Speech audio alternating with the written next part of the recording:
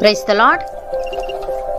ఈరోజు దేవుని వాగ్దానము, జ్ఞానము నీ హృదయమున జొచ్చును, తెలివి నీకు మనోహరముగా నుండును. సామెతల గ్రంథము 2వ అధ్యాయము 10వ వచనము.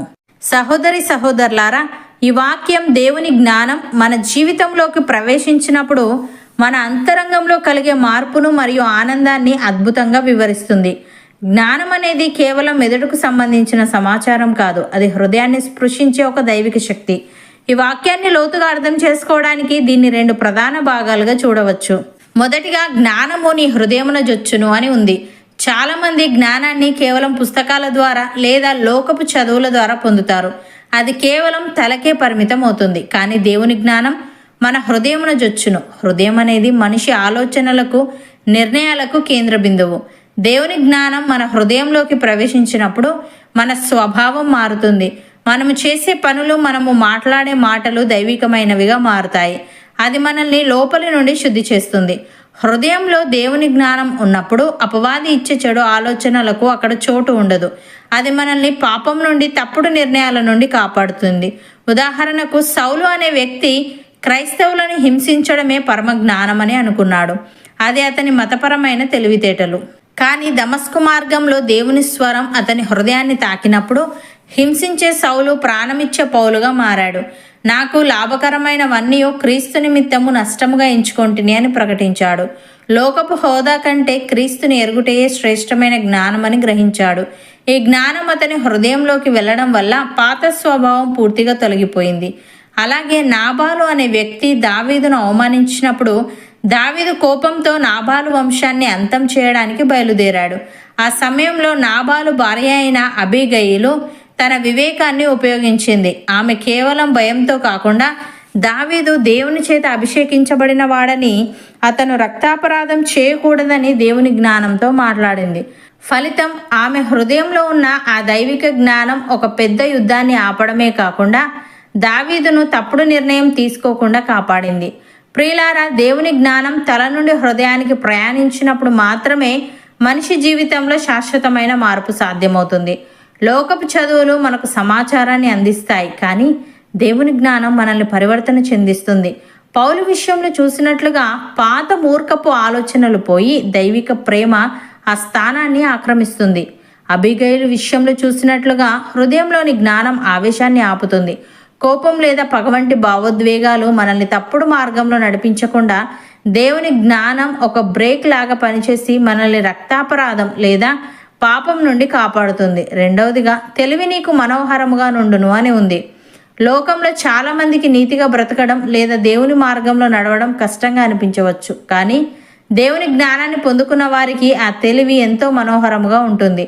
దేవుని చిత్తాన్ని గ్రహించడం మనకు భారం కాదు, అది ఒక మధురమైన అనుభవం అవుతుంది. ప్రార్థన చేయడం, వాక్యాన్ని చదవడం మనకు సంతోషాన్ని ఇస్తాయి. మన జీవితంలో ఎదురయ్యే సమస్యలను ఎదుర్కోవడానికి ఈ తెలివి మనకు ఒక మధురమైన ఆయుధంగా మారుతుంది. ఉదాహరణకు, దావీదు దేవుని వాక్యాన్ని కేవలం ఒక నియమ నిబంధనల పట్టికగా చూడలేదు. అతనికి దేవుని తెలివి ఎంతో మధురమైనది, మనోహరమైన అనుభవం. అందుకే నీ తీర్పులు తేనె కంటేను, జుంటె తేనె ధారల కంటేను మధురమైనవి అని కీర్తనల్లో పేర్కొన్నాడు. శత్రువులు వెంటాడుతున్నప్పుడు, అరణ్యాల్లో దాక్కున్నప్పుడు కూడా ఆయన కలవరపడలేదు. దేవుని జ్ఞానం ఆయనకు ఒక మధురమైన ఆయుధంగా మారి కష్టకాలంలో కూడా ఆయన హృదయాన్ని సంతోషంగా నింపింది. అలాగే సమూయేలు బాల్యంలోనే దేవుని స్వరమును వినడం నేర్చుకున్నాడు. లోకపు అలవాట్ల కంటే దేవుని చిత్తాన్ని గ్రహించడం ఆయనకు ఎంతో ప్రియమైనదిగా మారింది. దేవుడు పిలిచినప్పుడు, నీ దాసుడు ఆలకించుచున్నాడు, సెలవిమ్ము అని ఆయన ఎంతో ఆనందంగా స్పందించాడు. ఆ తెలివి అతన్ని ఇజ్రాయేలీయులందరిలో గొప్ప ప్రవక్తగా తీర్చిదిద్దింది. దేవునితో గడపడం ఆయనకు ఎప్పుడు భారంగా అనిపించలేదు. ప్రియులారా, ఈరోజు మీరు ఏదైనా మానసిక ఒత్తిడితో లేదా గందరగోళంతో ఉన్నారా? నాకు ఏది సంతోషాన్ని ఇవ్వడం లేదు అని అనుకుంటున్నారా? దేవుని జ్ఞానాన్ని మీ హృదయంలోకి ఆహ్వానించండి. అది మీ హృదయంలోకి ప్రవేశించినప్పుడు మీ భయం తొలగిపోయి ఒక తెలియని సమాధానం కలుగుతుంది. లోకపు ఆకర్షణల కంటే దేవుని తెలివి మీకు ఎంతో మనోహరంగా కనిపిస్తుంది. ఆ జ్ఞానమే మిమ్మల్ని ఆపద నుండి కాపాడుతుంది, మీ కుటుంబంలో సంతోషాన్ని నింపుతుంది. ఈరోజే దేవుని వాక్యాన్ని ధ్యానించండి. అది మీ ఆత్మకు మధురమైన తేనె వలె ఉండి మిమ్మల్ని సరైన మార్గంలో నడిపించునుగాక. అవును అన్నవారు నాతో పాటు ప్రార్థనలో ఏకీభవించండి.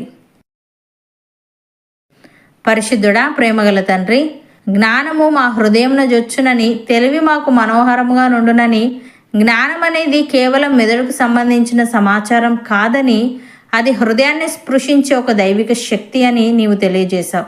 తన నీకు స్తుతులు దేవా. నీ జ్ఞానం తల నుండి హృదయానికి ప్రయాణించినప్పుడు మాత్రమే మనిషి జీవితంలో శాశ్వతమైన మార్పు సాధ్యమవుతుంది కనుక లోకపు చదువులు మాకు సమాచారాన్ని అందిస్తాయి, కానీ నీ జ్ఞానం మమ్మల్ని పరివర్తన చెందిస్తుంది కనుక నీకు కృతజ్ఞతలు చెల్లిస్తూ, పౌలు వలె నీ జ్ఞానము మా హృదయాలను తాకి మా పాత స్వభావాన్ని పూర్తిగా మార్చుటకు సహాయము దయచేయమని, అబిగయిలు వలె ఆవేశంలోనూ కష్ట సమయాల్లోనూ మేము తప్పుడు నిర్ణయాలు తీసుకోకుండా నీ జ్ఞానము మాకు ఒక బ్రేక్ వలె ఉండి, దావీదు వలె నీ వాక్యము మాకు జుంటితేనే ధారల కంటే మధురముగా ఉండి, సమూయేలు వలె బాల్యములోనే నీ స్వరమును గుర్తుపట్టి మేము కూడా నీవు పిలిచినప్పుడు ఆనందంగా స్పందించే హృదయాన్ని పొందుకొనుటకు కృపచూపమని, ఈ వాగ్దానాన్ని విశ్వసిస్తున్న ప్రతి ఒక్కరిని నీవు ఆశీర్వదించి నీ జ్ఞానంతో వారిని నింపి నీ తెలివి ద్వారా వారి జీవితాలను మనోహరంగా తీర్చిదిద్దమని యేసుక్రీస్తు నామమున ప్రార్థిస్తున్నాము తండ్రి. ఆమెన్.